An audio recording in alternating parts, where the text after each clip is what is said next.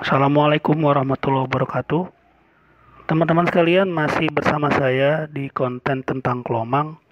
Eh, ini saya ingin membandingkan teman-teman ya, selama saya pelihara kelomang darat dengan kelomang laut. Ini kelomang darat saya nih, yang si Brevi ini makan ini nih, buah kelapa teman-teman. Nah, yang ini udah, yang si Viola ini ya. Tadi udah dikasih makan juga, mau juga buah kelapa itu, daging buah kelapa. Saya ingin memberikan pengalaman saya ya, selama saya pelihara kelomang laut dengan kelomang darat. Kira-kira itu mana yang sih yang lebih sulit gitu kan, melihara kelomang darat dengan kelomang laut? Pengalaman saya teman-teman, melihara kelomang laut ini ya, ini saya ambil di laut. Yang sulitnya itu kita mendapatkan air laut. Nah, berarti air lautnya itu harus yang tidak ada pencemaran. Mungkin teman-teman kalau melihara kelomang laut, jauh dari laut, misalkan di atas, ya jauh dari laut lah rumahnya gitu kan, berarti teman-teman harus menyediakan air laut. Nah, air lautnya itu nggak sembarangan. Kalau kita ngambil air lautnya yang di situ nggak ada habitat kelomang laut, pasti di situ kan terjadi banyak pencemaran.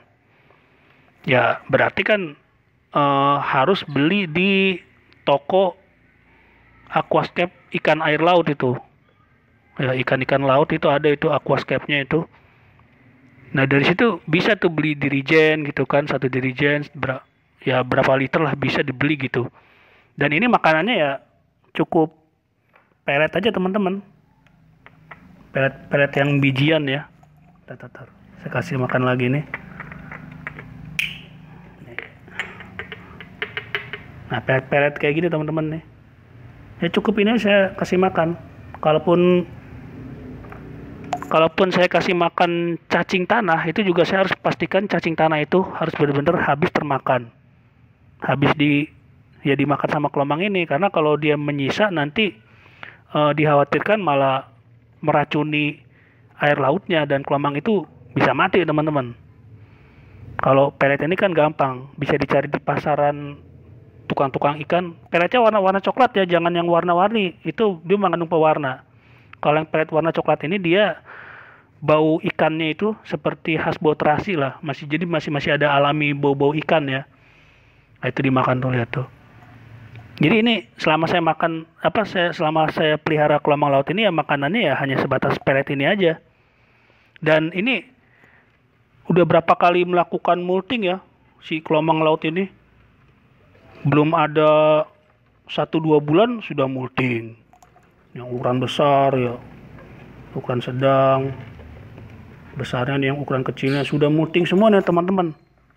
Ketika molting nanti dia masuk ke dalam cangkangnya, masuk ke dalam banget. Tapi kalau lagi dia gagal gitu ya, lagi lengah, bisa diserang juga sama sesama kelomang laut. Seperti konten saya sebelumnya ya. Nah, sementara kalau ini kelomang darat ini teman-teman nih. Nah, teman-teman memang nggak perlu menyediakan air laut.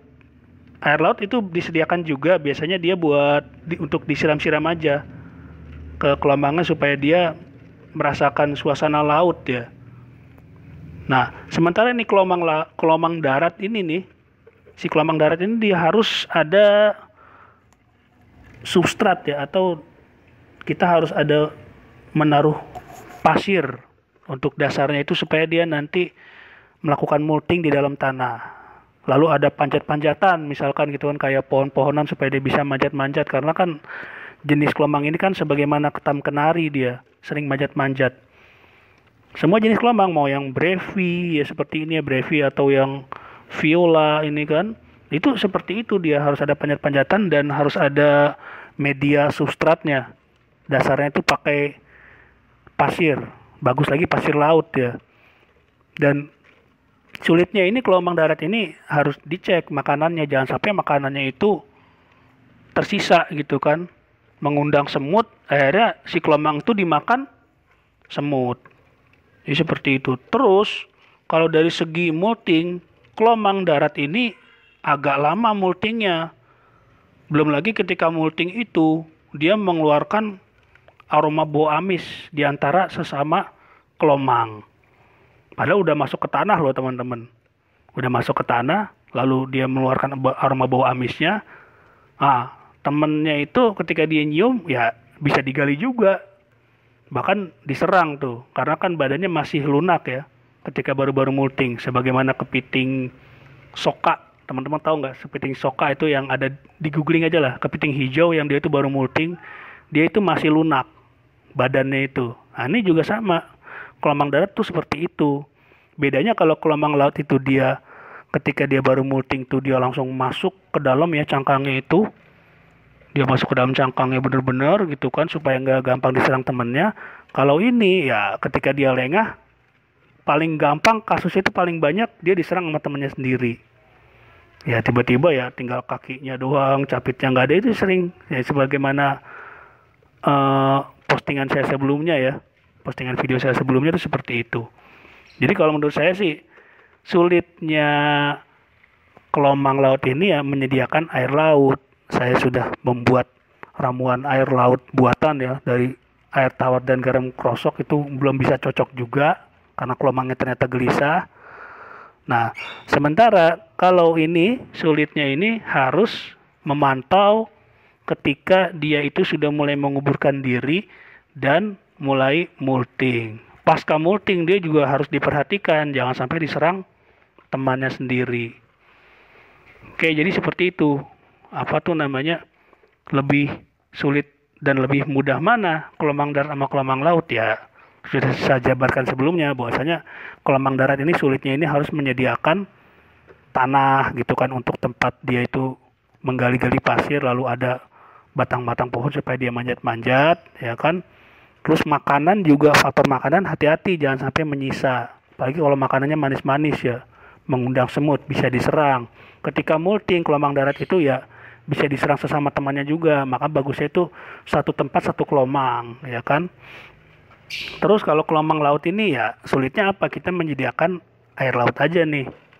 Harus dari sumber air laut yang benar-benar masih bersih ya, nggak ada polusi sama sekali gitu kan. Tapi kalau teman-teman mau coba juga, misalkan deket laut juga gitu kan, laut-laut Jakarta, itu coba aja. Kalau misalkan ternyata mati, berarti nggak cocok itu laut Jakarta.